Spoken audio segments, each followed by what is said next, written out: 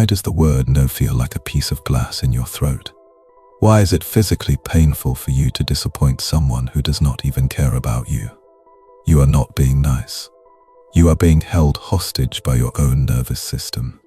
You look at the person asking for the favor, the boss asking for the weekend, the friend asking for the loan, and a mysterious force hijacks your vocal cords. You smile, you nod.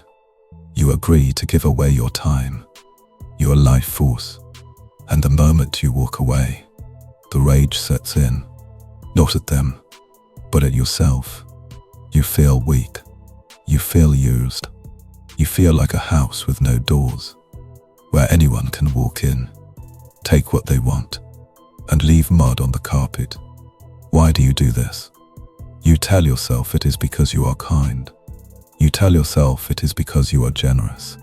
I am here to tell you that is a lie.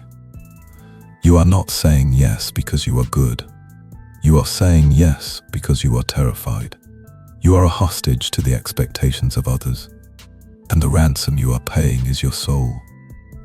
Welcome to the psychology of the people pleaser, or as clinical psychology calls it, the Fawn Response. We know about fight or flight, but there is a fourth survival mechanism, fawn. When a predator approaches, and you cannot fight it, and you cannot outrun it, you try to please it. You try to make yourself useful to the threat so it does not destroy you. You are operating on a software update from 10,000 years ago that says, if I am not useful to the tribe, they will exile me. And if they exile me, I will die. But you are not in the tribe anymore. And the person asking you to help them move furniture is not a saber-toothed tiger. Yet your nervous system cannot tell the difference. Today we are going to perform surgery on this glitch. We are going to dissect the anatomy of the yes man. We are going to look at the neuroscience of your submission. And we are going to hand you the bricks to build a wall. Not a wall to keep people out, but a wall to define where you begin and where they end. Welcome to the Watchtower. Let us begin with the biological hardware. Why does the word no feel like a physical threat? We must look at the anterior cingulate cortex. This is the part of the brain that registers physical pain.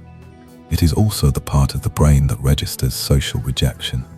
Neuroscience has shown that the brain does not distinguish between a broken bone and a broken bond. When you contemplate saying no, your brain runs a simulation. It simulates the other person's anger, their disappointment, their rejection. The simulation triggers the pain centers. You feel a spike of cortisol. Your heart rate increases. Your throat tightens. To avoid this pain, you say yes. The yes is a morphine drip. It instantly relieves the anxiety. It restores the social bond. But like any drug, it has a side effect. The side effect is the erosion of the self. You are suffering from what we call porous boundaries. A cell with no membrane is not a cell. It is just soup. It merges with everything around it. It has no identity. You have become social soup. You take on the emotions of others, the needs of others, the urgencies of others. You have no container for your own existence. This is often rooted in childhood. This is the parentific child. The child who had to manage the emotions of the adults. If you had a parent who was volatile, or depressed, or narcissistic, you learned that your safety depended on their mood. So you became a radar dish, scanning for their needs, fixing their problems, making them smile. You learned that love is something you earn through service. You learned that you have no value unless you are being used. This leads to pathological altruism. You are helping others to the point of harming yourself. And deep down, you expect a reward. Let us look at the dark side of kindness. You think you are being selfless. But I want you to consider a brutal possibility. People-pleasing is a form of manipulation. It is a transaction. You are buying safety with compliance. You are hiding your true self because you believe your true self is unlovable. So you present a mask.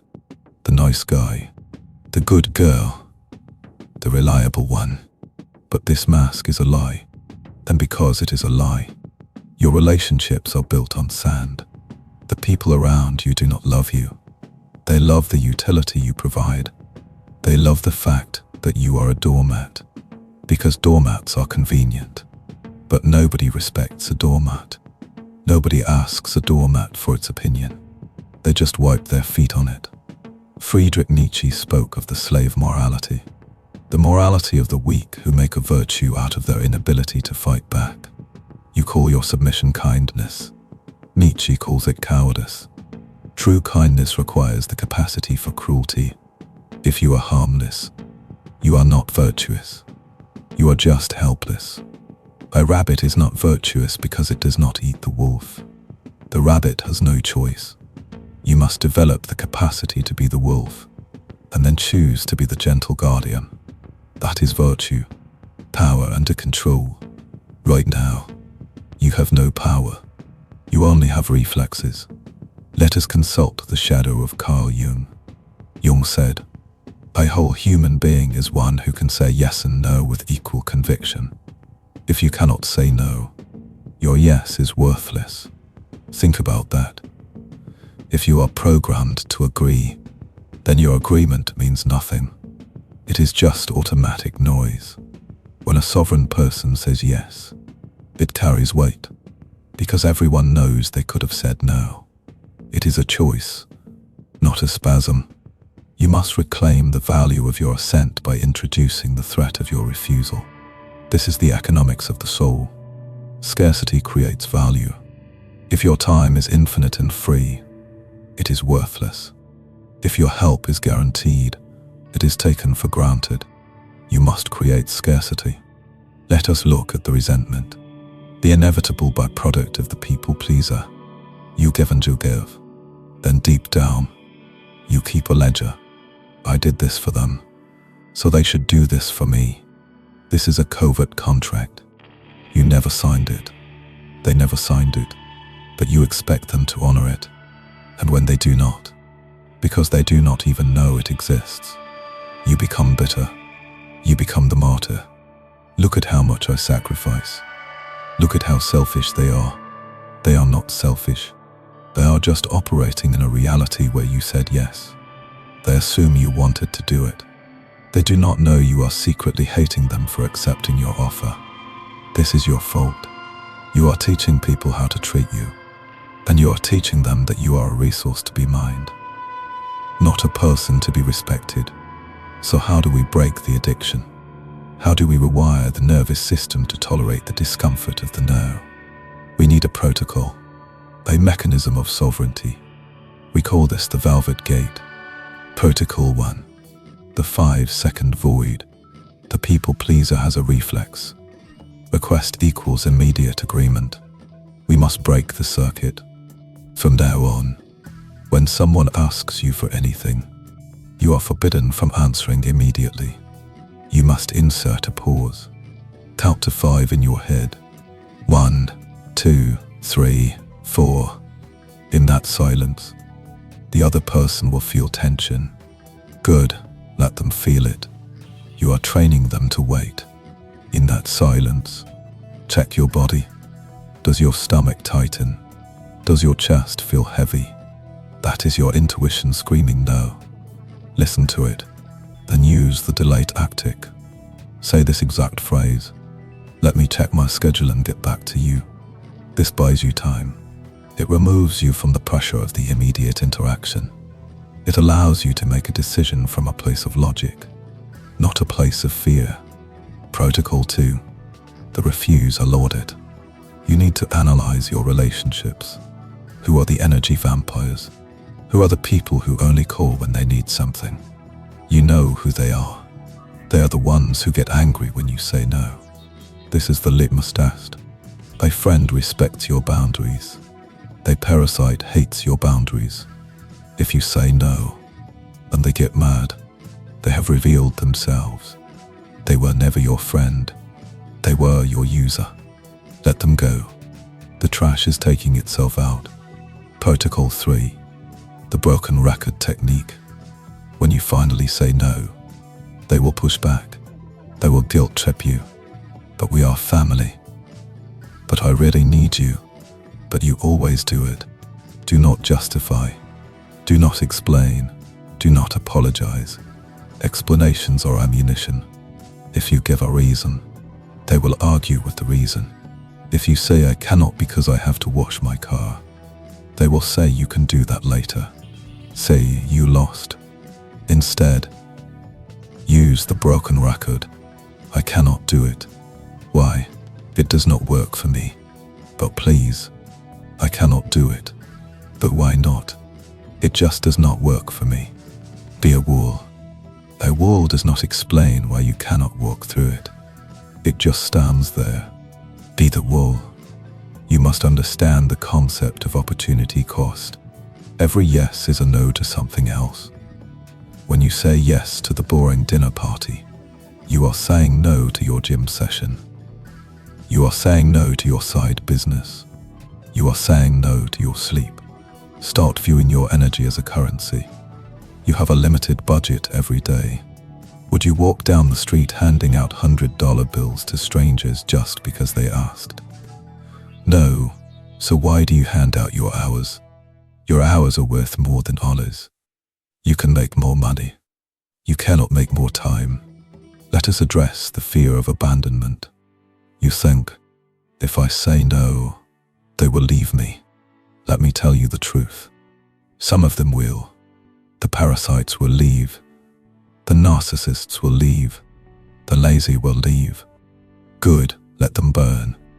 But the people who respect you, the people who are high value, they will stay. And they will respect you more. Because high value people like boundaries. They trust people with boundaries. When you have boundaries, you are predictable. You are solid. You are safe. A person who says yes to everyone is unsafe. Because they are overcommitted. They are flaky. They are burnt out. By saying no, you are actually protecting the quality of your yes. You are ensuring that when you do show up, you show up fully, with your full power, not as a drained shell of a human. There is a visceral power in the first time you hold the line. Your heart will race. You will feel guilty. The guilt is not real. The guilt is just withdrawal symptoms. You are addicted to validation, and you are going cold turkey. Feel the guilt, and do it anyway. Sit in the fire of the awkward silence. That fire is forging you. It is burning away the soft parts. It is turning you into steel. You must also understand the concept of JOMO, the joy of missing out. The people pleaser has FOMO, fear of missing out. Embrace the missing out. While they are at the party you didn't want to go to, you are at home, thinking, growing. You are accumulating power while they are dissipating it. Solitude is the laboratory of the great. Remember the airplane's safety rule. Put your own oxygen mask on first before assisting others. This is not selfish. This is logical. If you pass out from lack of oxygen, you cannot help anyone. You are useless to the world if you are depleted. Self-care is not a luxury. It is a strategic imperative. Let us speak of the mirror neurons again. When you are anxious and overcompensizing, you make others anxious. People can smell the desperation on you. It repels them. But when you are grounded, when you are sovereign, when you say no calmly and firmly, it signals high status. It signals that you are a prize. People chase what retreats. People value what is hard to get. By being harder to access, you increase your social market value. You become the VIP section, not the public park. So here is your mission. For the next 24 hours, I want you to find one thing to say no to. It does not have to be a big thing. Say no to the extra project. Say no to the coffee date. Say no to the phone call. Just one thing. And observe the feeling. Observe the world not ending. Observe the sun still rising. Observe the respect in the other person's eyes when they realize you have a backbone. This is the beginning of your liberation. Stop setting yourself on fire to keep others warm. They will just watch you burn and complain that the fire is not bright enough. Let the fire go out. Walk away from the ashes and build a new fire that warms only those who are worthy of the heat. You are the gatekeeper. The gate is shut, and you have the only key. We are Mind Ministry, and we are watching.